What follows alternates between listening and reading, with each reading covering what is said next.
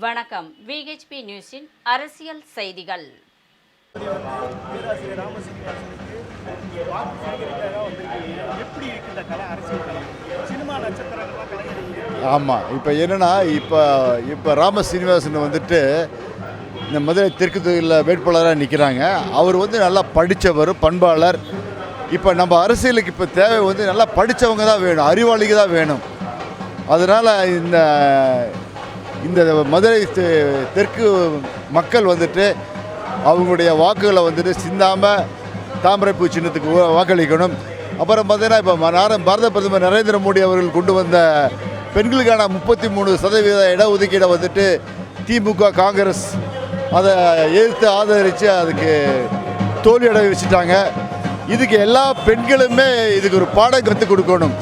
இதை தமிழ்நாட்டில் இருக்கிற அனைத்து பெண்களுக்கு எதிரான ஒரு சட்டத்தை இந்த மக்கள் திமுக அரசுக்கு அதை தோக்கடிச்சிருக்காங்க. அதனால் இந்த தமிழ்நாட்டு பெண்கள் எல்லாருமே சேர்ந்து இந்த திமுகவும் காங்கிரஸையும் பெண்கள் எல்லாருமே எதிர்க்கணும் அப்படின்னு இந்த இடத்துல நான் சொல்லிக்கிறேன்.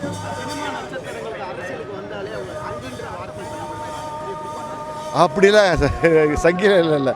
இது இப்போ நம்மளுடைய பாரத பிரதமர் பாரதிய ஜனதா இப்போ நம்ம தமிழ்நாட்டுக்கும் சரி இந்தியாவுக்கும் சரி இப்போ கண்டிப்பாக தேவையான ஒரு கட்சி. இப்போ நீங்கள் எல்லா இடத்துலையும் போய் பாருங்கள், எல்லாம் சுயநலத்தோடு இருக்கிறாங்க. ஆனால் பாரதிய ஜனதாவுடைய நரேந்திர மோடி ஆகட்டும், மற்ற கட்சி தலைமை காலத்தில் இருக்கிறவங்களும் சரி, அனைத்து நிர்வாகிகளுமே மக்கள் சேவை செய்யணும் அப்படிங்கிற ஒரு பெரிய நோக்கத்தோடு தான் இருக்கிறாங்க.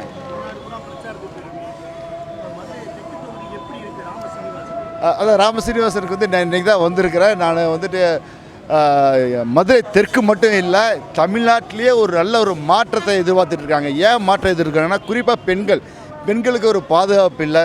அது 5 வயசு குழந்தையிலிருந்து 100 வயசு பாட்டி வரைக்கும் யாருக்கும் பாதுகாப்பு இல்லை.